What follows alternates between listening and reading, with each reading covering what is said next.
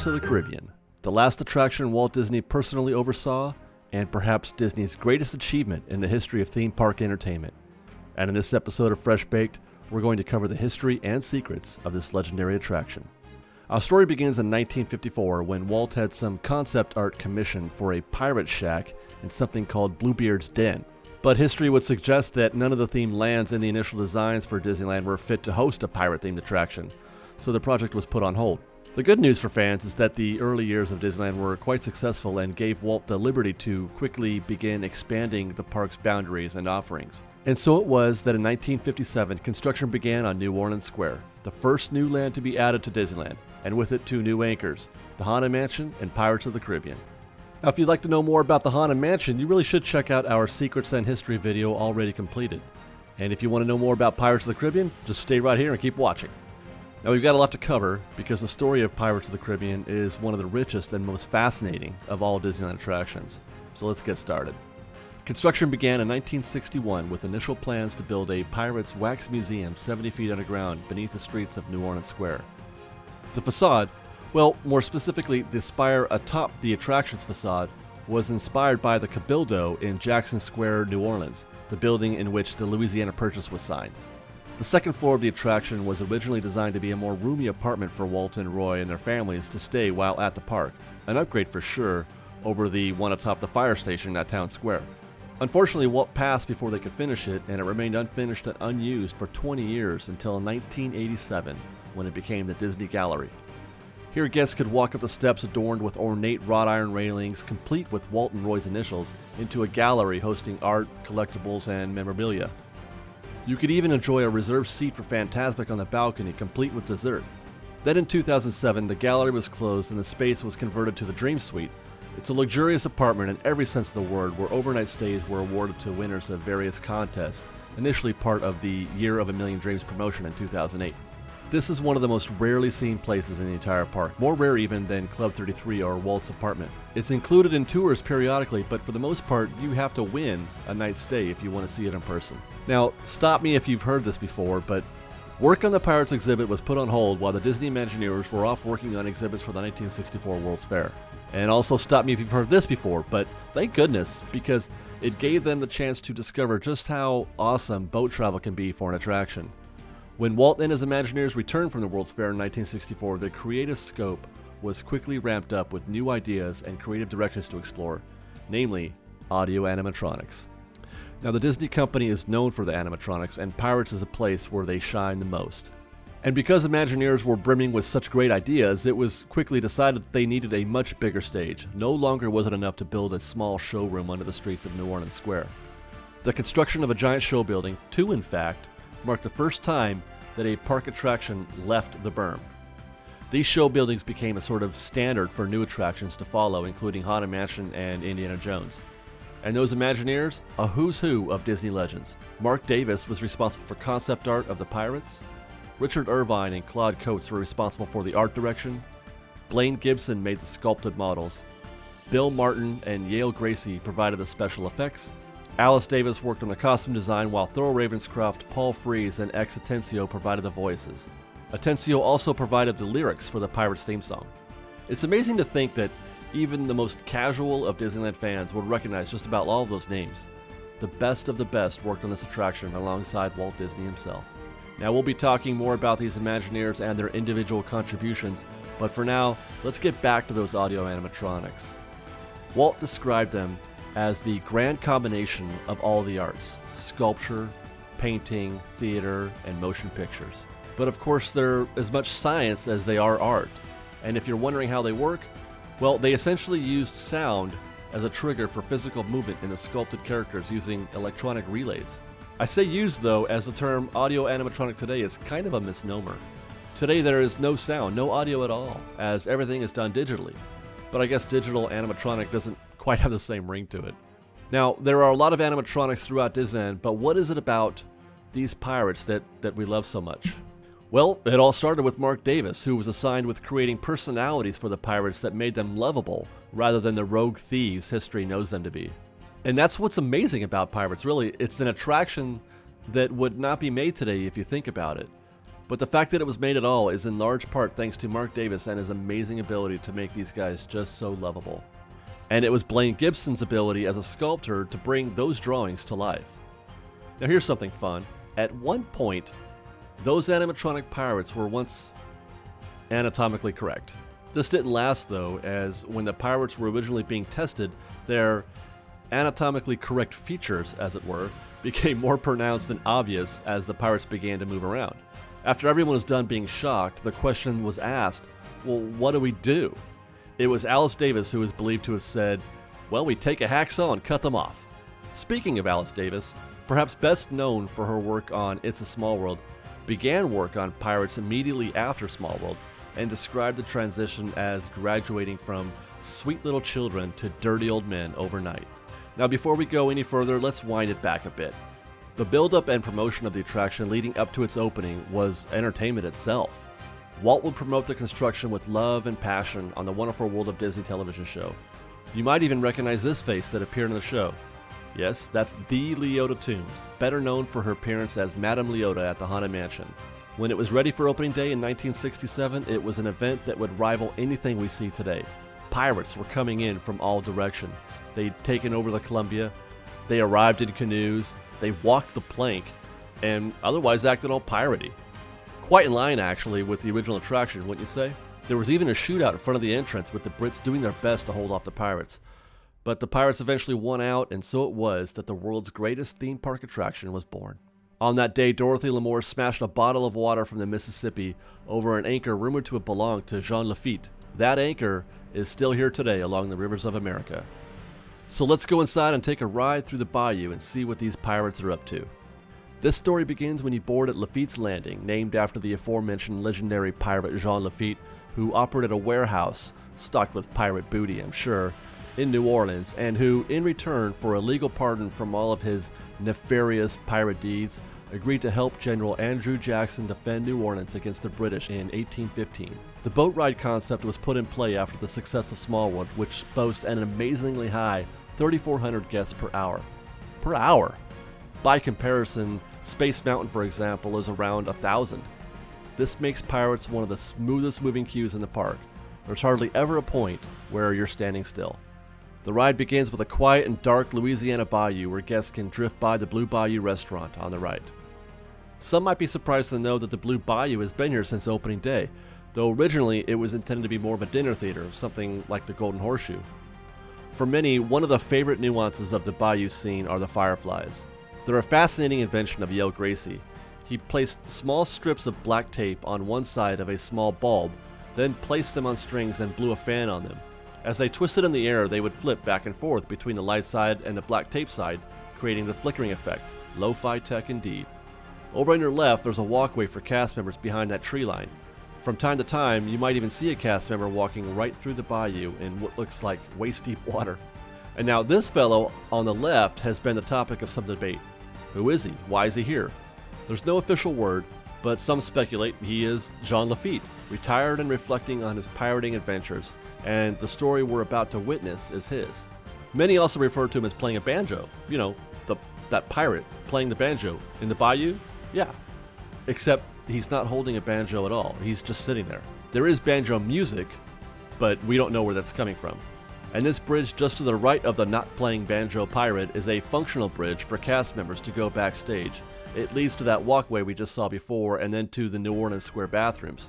And if you go outside, you'll see the entrance to this path next to the restrooms.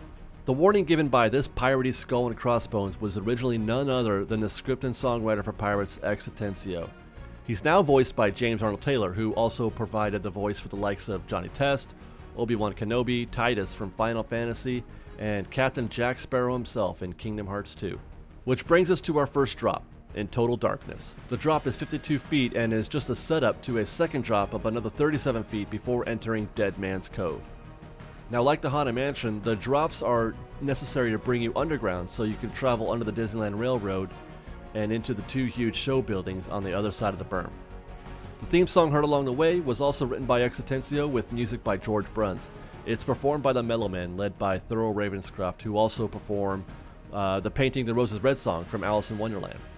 And also, like the Haunted Mansion, the song was written so that there was no real beginning or end. The song could be picked up at any point without the guests feeling like they've missed anything.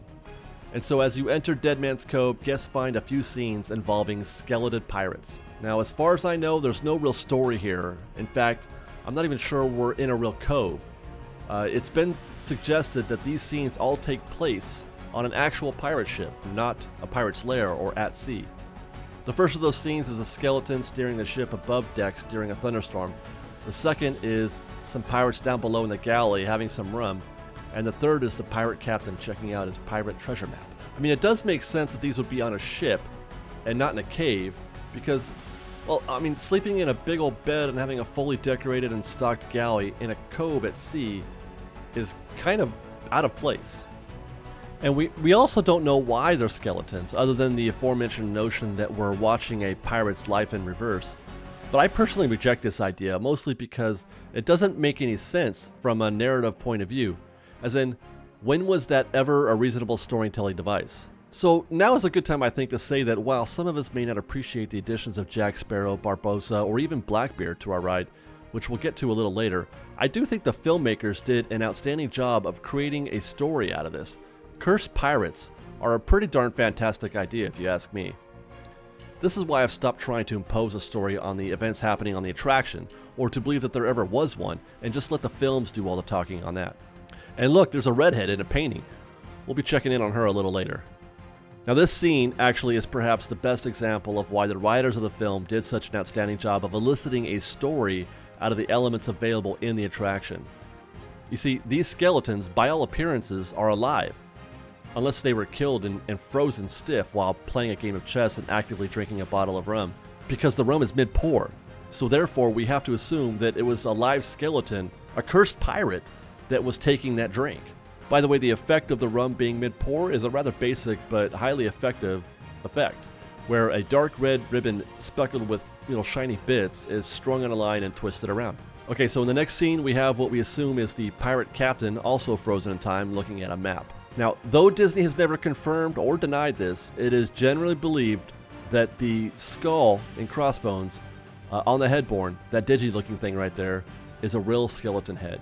The story goes that Imagineers tried creating fake skeletons, but it wasn't going very well. They looked too clean and new, I believe. So it was decided that they'd go out and find some real skeletons from a local university hospital. And that's what they did. And at one point, all the skeletons seen on the attraction were real. Over time, they were eventually replaced with fakes, except for that head. Today, of course, that would be pretty much impossible, but back then, I can imagine this being not too much trouble at all, and I find the story quite believable. The fact that the skeleton head in this scene is distinctly different in tone, color, and degree of aging from the others helps to give credence to the rumor. Now, on our way to the treasure room, you can find one of my favorite Easter eggs in the entire park even. It's not a hidden Mickey, it's a hidden Goofy. Set designers have carved a Goofy silhouette right out of the cavern rock. Guests are often too busy, though, looking at the skeletons and the treasures in the previous scene to actually see it. And by the time you look back on path, your boat has already passed it. This effect of Davy Jones appearing in the mist was put in place in 2006 as part of the Johnny Depp and Company overlay for the attraction. Again, we'll get to more of that later on when we find Johnny Depp hanging out with Mayor Carlos. The next room is perhaps the best chance to experience the scale of the attraction and the show building that it's performed in. It's an enormous scene depicting what is now Captain Barbossa on the Wicked Wench invading a Spanish fort. The pirate ship Wicked Wench was not always captained, though, by Barbossa. He was added as part of the 2006 overlay. I don't believe the previous captain ever was given a name, but it's my understanding that he did, at one point, have a braided beard with the ends burning. Not unlike at all Blackbeard. As for the fort, these conquistador-looking soldiers that you can barely see because it is in total darkness are also a fairly new addition. The animatronics were formerly used at the World of Motion attraction in Epcot, which is now Test Track. And in this scene, you'll find another one of my favorite effects. It's these cannonball blasts. It's a fairly basic effect using a combination of light and air blasts from under the water, creating the illusion that a cannonball has landed right by your boat. Now, before we go, we have to mention the hidden Mickey on the fort. Just below the conquistadors is a hole in the wall from a cannonball blast. The resultant hidden Mickey Does require, though, a little perspective before you can see it. You need to look back at it as you pass by. Moving on to the town of Puerto Dorado, where the remainder of our story takes place, we find Carlos, the mayor of the town, and his wife. Carlos is voiced by Paul Frees, while his wife is voiced by June Foray. You might recognize June as the voice of Lucifer the cat from Cinderella, or Rocky the Flying Squirrel, or maybe Cindy Lou Who? Those are amazing credits, what do you say, for a character as obscure as Mrs. Carlos. This is also where we get our first sighting of Jack Sparrow, added in 2006. Where previously the pirates were trying to drown Mayor Carlos in search of whatever treasures were hidden in the town, they are now trying to find Jack Sparrow. And now this scene and the subsequent Auctioneer scene blend beautifully together, but actually writer Ex Atencio was originally concerned with the overlapping dialogue, where guests could hear both scenes taking place at the same time. Walt, though, said it was great, saying it sounded more like a cocktail party and thought it would encourage repeat visits. And we now arrive at the Auctioneer scene, perhaps the most famous scene on the attraction, perhaps of any attraction, and it's made almost entirely by the skilled animatronic design of the Auctioneer himself. Many consider the Auctioneer, also voiced by Paul Frees, to be the most sophisticated animatronic in the world, with his movements more fluid and convincing than any other. It's made possible by new technology developed called Sarcos. The new technology can anticipate the end of a movement and cushion its stop. It's slowed down in a way, eliminating that robotic back and forth motion that animatronics were previously known for. It is said that the Auctioneer is so important to the attraction as a whole that if he alone is not functioning correctly, the entire ride shuts down. Now, I've never known the Auctioneer to not work correctly, so I have to think this is true. Now, aside from the amazing animatronics, the Auctioneer scene is known also for the redhead. It is commonly held that this redhead, the redhead that appears to be ready and willing to become a pirate bride, is the same redhead depicted in the painting done by Mark Davis back at Pirate Cove. Again, there's no official word from Disney, of course, but it certainly could be true. And this is also one of the clues some refer to when suggesting that it's a story being told in reverse, as it wouldn't be logical for her to appear in a painting prior to being sold off. But for this to be true, the two women have to be the same. If they are not the same woman, then the pirate life story told in reverse idea gets even thinner. Some even go so far as to suggest that she's the same redhead that appears in the Medusa painting at the Haunted Mansion. But, I mean, there I think the connection ends, as the only similarities these girls seem to have is the red hair. So there are 66 total pirates in the show, give or take a few. But there were only 30 different heads created. That means that many of the heads were repeated. Further, many of the heads were rumored to have been modeled after Disney staff or celebrities of the time. For example, that guy right there just might be Sid Caesar. And he does look a lot like Sid Caesar if you ask me. Or this guy who appears to be a perfect match for the man himself. Though I'm not real sure where he is on the actual ride, as I've yet to be able to find him. As we cross the threshold and leave the auction scene, we arrive at perhaps the most controversial section of the entire attraction. This whole area was once quite a bit more racy, so much so that you might have a hard time believing that Disney came up with it. We'll start with this guy right here, known throughout the years as the pooped pirate, or the stuffed pirate, or the gluttonous pirate, depending on what version of his speech he was telling at the time. Today his speech is such that he's got himself a map, and there ain't no way Jack Sparrow's going to be getting his hands on it. Meanwhile, there's a dog right next to him trying to tell him that Jack is right there in the barrel. Cute scene, pretty fitting, and complimentary to the film franchise. But that wasn't always Jack Sparrow in the barrel, and that wasn't always what the pirate was talking about. In the original attraction, the barrel contained a captured wench. Well, not a wench, because she's no willing participant. And you see, he's pooped because he's been trying to have a rather piratey time with her, you see. I'm trying my best to be delicate, but, well, here's a sample of his original dialogue. Oh, she be a lively lassie, she were. Oh, I tell you true, it's sore I be to hoist me colours on the likes of that shy little wench. And so in 1997, among other changes to the original story, which we'll get to in just a bit, the poop pirate was transformed into the stuffed pirate. Now he's too full and tired from eating all the food that he's plundered. And rather than a terrified young girl on the verge of becoming pirate property, there's a cat trying to eat his food. Then in 2006, the Jack Sparrow overlay arrived, and now he's hiding his map from Jack Sparrow, who has now replaced the frightened girl and hungry cat in the barrel. Meanwhile, there's the infamous pirates chasing wenches scandal. Well, again, not wenches, local ladies. All around the pooped pirate are scenes with pirates and ladies chasing each other about. The effect, by the way, is simple enough, with one pirate and one lady set atop a turntable to create the chasing action. Now, back in the day, there were 3 scenes where a lecherous pirate was trying to catch a lady, much like the pooped pirate, and one pirate being chased by a lecherous lady. The tables have turned. But I guess the thought of a lecherous lady was too much, so instead of trying to catch her a pirate, she's going to club him with a rolling pin. Today we have 3 women chasing off marauding pirates and 1 pirate chasing a woman, but he's not trying to have a pirate way with her, he just wants that plate of food that she's carrying. It's a much more modern tone, with the women holding their own against the pirates. There's no sex, no violence, and for some, no fun. At least that's one opinion from X Atencio, writer of the original story. X is quoted as saying that they shouldn't call the attraction Pirates of the Caribbean, but rather Boy Scouts of the Caribbean. We'll pass under another threshold and find a scene where, now that the pirates have stolen all the loot they can find, it's time to set the town on fire and get really drunk on rum. It is famously stated that the original special effects to simulate fire were so good that a fire marshal required Disney to install emergency shutoff switches. Not because he thought himself that it was real fire, but because he was afraid that others would think it was and panic. So in the case of emergency, all the fire effects are turned off. Again, this effect is quite simple. It's a sheet lit with an orange light and a fan blowing up at the sheet to create the whipping effect of fire.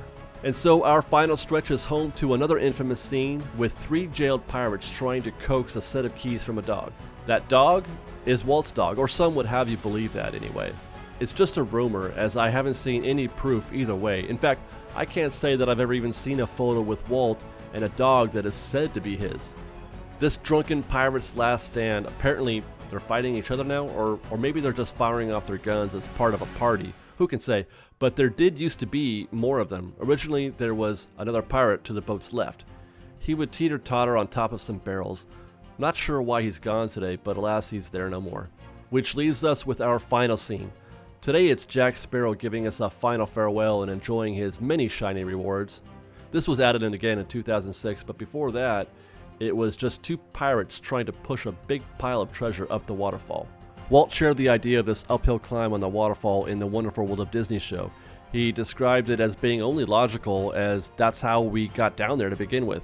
But as I understand it, the Imagineers did not like the idea due to its essentially being impossible, I guess. But Walt didn't want guests to have to climb up the waterfall in order to exit the attraction, so we ride a boat up it. And so wraps the tale of Pirates of the Caribbean. Please be sure to like and subscribe and share this with your friends. And until next time, I bid ye all a hearty fresh baked.